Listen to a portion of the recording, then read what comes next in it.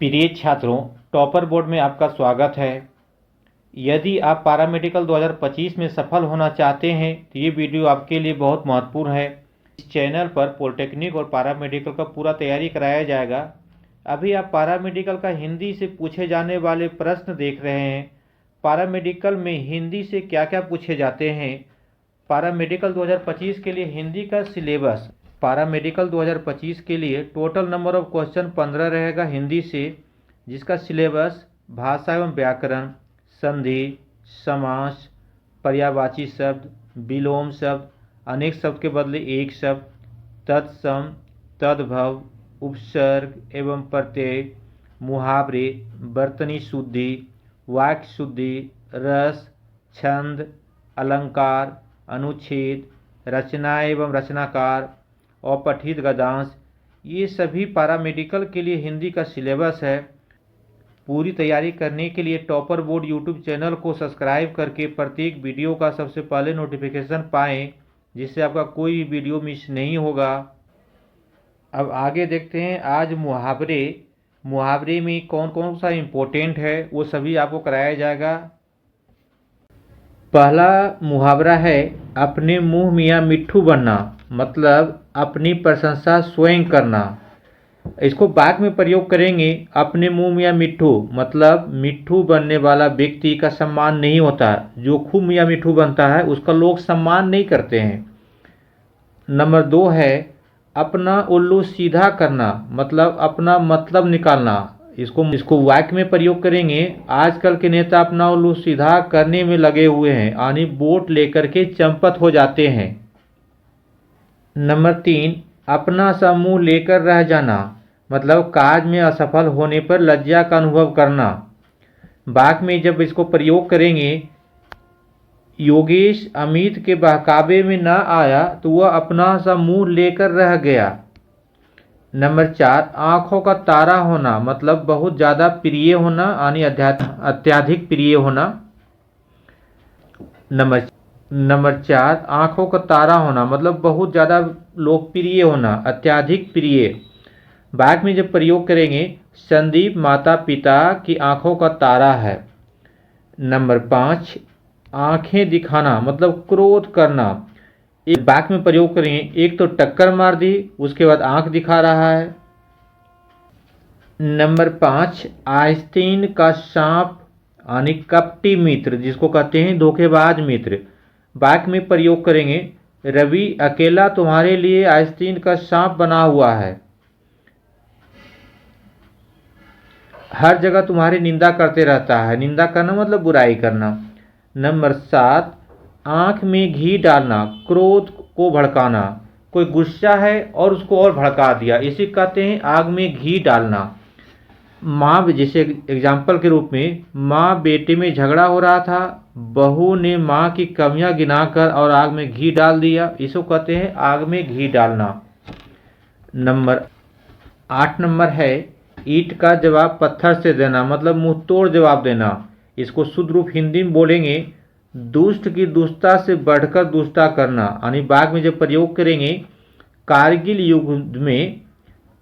युद्ध में भारतीय सेना ने ईंट का जवाब पत्थर से दिया, यानी मुंह तोड़ जवाब दिया। नंबर 9 ईद का चांद होना, मतलब बहुत दिनों के बाद दिखाई देना। वाक्य में जब प्रयोग करेंगे, मसूद भाई बहुत दिन बाद मिले हो, आप तो ईद का चांद हो गए हो, इसका मतलब वो बहुत दिन के बाद मिला है, इसलिए कहते हैं क्या उसको, ईद का चांद होना। नंबर 10 ऊँट के मुंह में जीरा। नंबर 10 ऊँट के मुंह में जीरा का मतलब होता है अत्यधिक चाहने वाले को कम देना, मतलब उम्मीद से कम देना या थोड़ा देना। जब वाक्य में प्रयोग करेंगे, राजे जैसे पहलवान को नाश्ते में 2 केले देना, ऊँट के मुंह में जीरा के समान है। नंबर 11 1 और 1 11 होना, मतलब संगठित से शक्ति बढ़ाना। नंबर 11 1 और 1 11 होना, इसका अर्थ होता है संगठन से शक्ति बढ़ाना। तुम दोनों मित्रों को मिलकर संघर्ष करना चाहिए, क्योंकि 1 और 1 11 होते हैं। एक और एक 11 होना का मतलब होता है कि मिलजुल कर काम करना, तो काम ही जो है कठिन भी आसान लगने लगता है। नंबर 12, कलेजे पर सांप लौटना मतलब ईर्ष्या करना।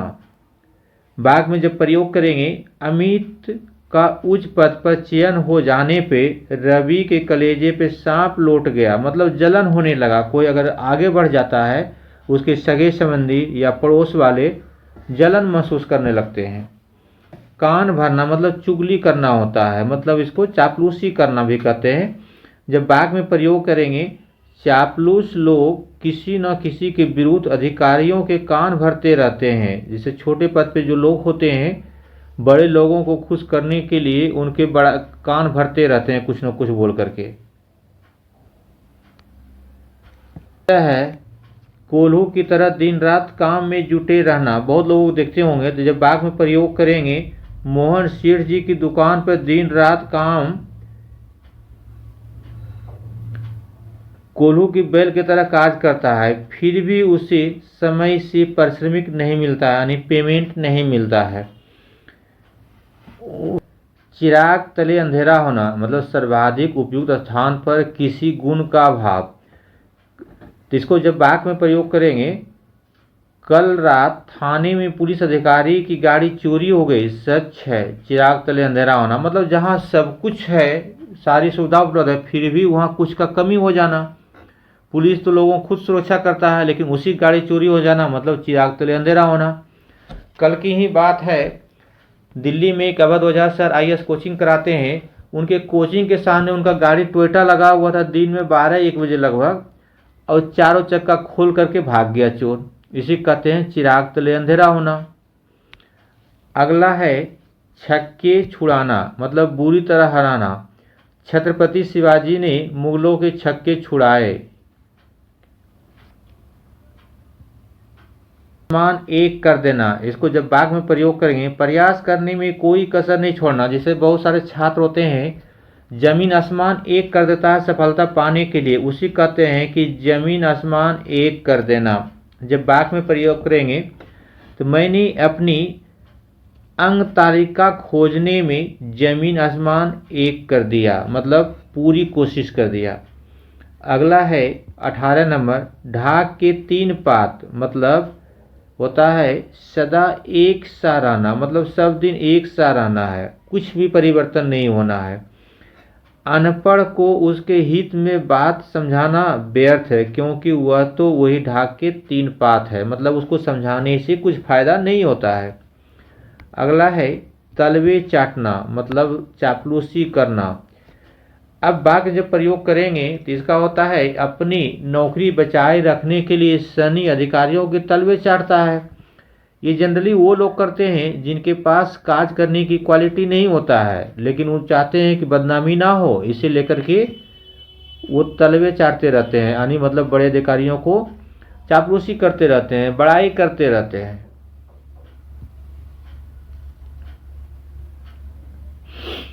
दाल ना गलना मतलब बस ना चलना।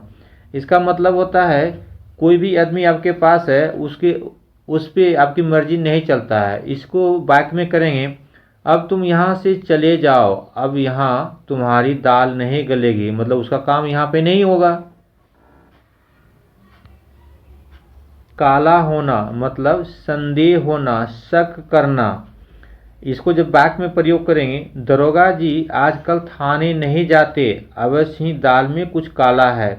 या इसको दूसरे शब्दों में कह सकते हैं, कोई आपसे नजरें चुरा रहा है। इसका मतलब है कुछ न कुछ बात है दाल में काला है। जैसे आपका कोई दोस्त है रमेश, वो आपको आजकल नहीं मुलाकात दे रहा है, नहीं मिल रहा है, इसका मतलब कुछ गड़बड़ है, दाल में काला है। अगला है नाक कटना मतलब बेइज्जती होना या इज्जत जाना।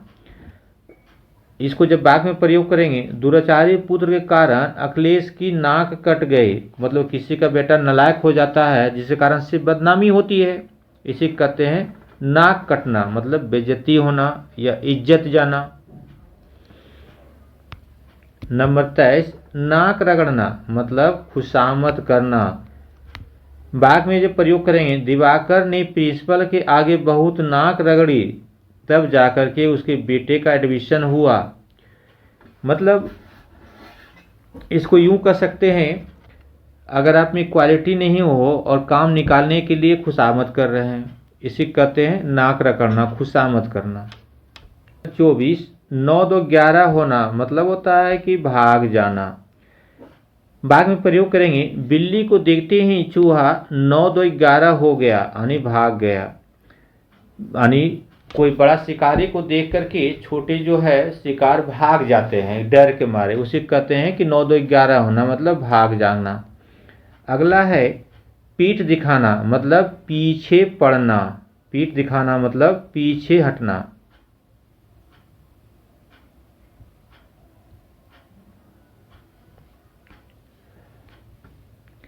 नंबर 25 है पीठ दिखाना मतलब पीछे हटना।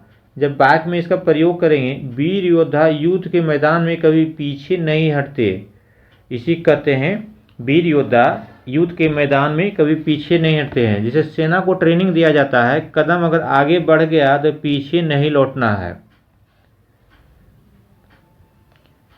नेक्स्ट है नंबर 26 बगले झांकना मतलब अगल बगल में जो देखता है। निरुत्तर हो जाना, इसका मतलब वाक्य में जब प्रयोग करेंगे तो होता है, जब अध्यापक महोदय ने गीता से राष्ट्रपति जी का नाम पूछा तो वो बगले झांकने लगी, मतलब उसको नहीं याद है तो इधर उधर देखने लगा, शायद कोई इशारा मिल जाए, इसी कहते हैं बगले झांकना। मतलब निरुत्तर होना मतलब उसके पास उत्तर नहीं रहता है। निरुत्तर मतलब उत्तर नहीं रहता है, जवाब नहीं रहता है। नंबर 27 मुंह में पानी भर आना, इसका अर्थ होता है मन ललचाना। जिसे खट्टा को देखते हुए मुंह में पानी आ जाता है तो उसे कहते हैं मन ललचाना। रसगुल्लों को देखकर रमन के मुंह में पानी आ गया, या इमली को देख करके मुंह में पानी आ गया, यानी मन ललच गया उसको खाने के लिए। नंबर 28 मुट्ठी में होना यानी बस में होना। जब वाक्य प्रयोग करेंगे, वह अधिकारी तो मेरी मुट्ठी में है, इसका मतलब वह अधिकारी जो है उसका सब बात मानता है। नंबर 29 राई का पहाड़ बनाना, इसका मतलब होता है छोटी सी बात को बहुत अधिक बढ़ाना।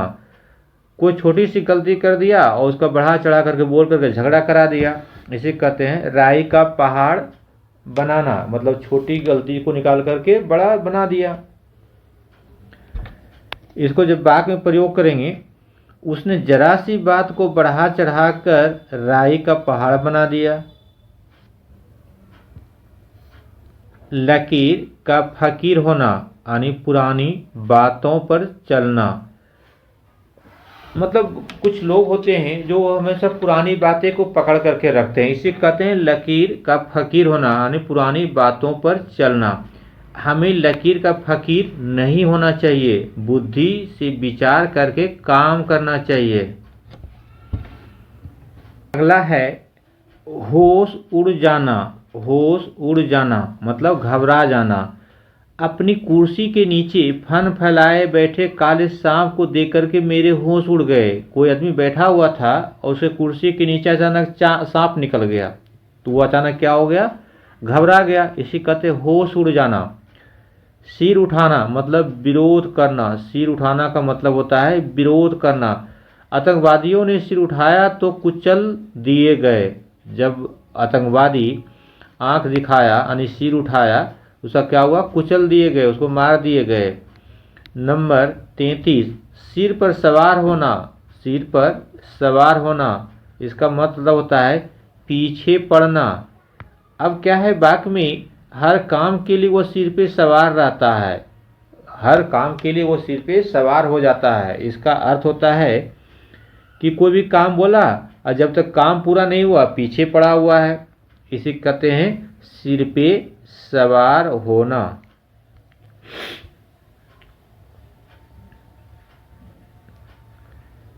अगला है नंबर 34 हंसी खेल समझना। हंसी खेल समझना मतलब होता है कि साधारण काम समझना, बहुत हल्का समझना। इसको जब वाक्य में प्रयोग करेंगे, महंगाई को रोकना कोई हंसी का खेल नहीं है, मतलब महंगाई इतनी तेजी से बढ़ रही है कि उसका रोक पाना संभव नहीं है। नंबर 35 हवा लगना मतलब प्रभाव डालना, हवा लग गया मतलब प्रभाव पड़ना होता है।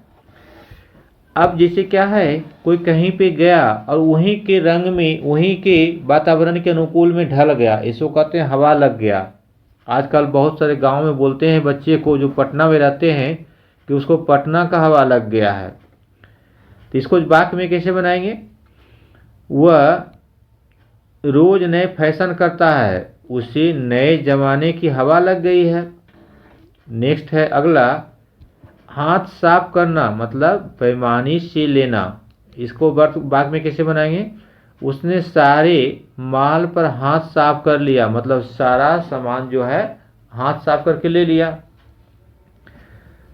अब जो है अगला नंबर 37 है, हाल पतला होना। क्या है? हाल पतला होना मतलब दयनीय दशा होना। अब किसी को बहुत बड़ा नुकसान हो जाता है तो वो क्या होता है? आर्थिक कमजोर हो जाता है। इसी कहते हैं व्यापार में घाटे से उसका हाल पतला हो गया, मतलब दयनीय हाल हो गया।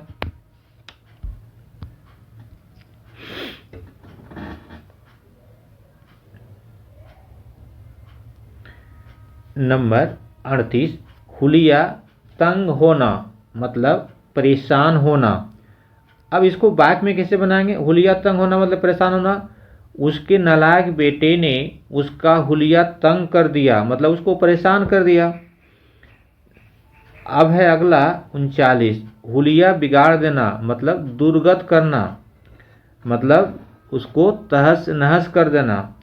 अब उसने मोहन का हुलिया बिगाड़ देने की बात धमकी दी। जैसे किसी से कोई झगड़ा हुआ, उसको बोल देता है तेरा हुलिया बिगाड़ दूंगा, मतलब दुर्गति कर देना। अगला है होश संभालना मतलब सयान होना। आजकल मैट्रिक करने के बाद लड़के क्या होते हैं? होश संभाल लेते हैं। मैट्रिक करने के बाद उसे बाहर में रहना पड़ता है, अपने घर को छोड़ करके। जिस चीज़ की तैयारी करें, वो आईएएस करें, मेडिकल का करें, नीट का करें, पॉलिटेक्निक का करें या पैरामेडिकल का करें, तो वो बाहर रहने लगते हैं। इसीलिए कहते हैं होश संभालना, मतलब अब तो होश संभाल लो, सयान हो गया, बड़ा हो गया। उसके होश संभालने उसके होश संभालते ही पिता का स्वर्गवास हो गया। जैसे मतलब कि वो सयान हुआ, बड़ा हुआ, उसके पिताजी गुजर गए। तो अभी आप देख रहे थे 40 गो मुहावरे, फिर इसको आगे कंटिन्यू करेंगे।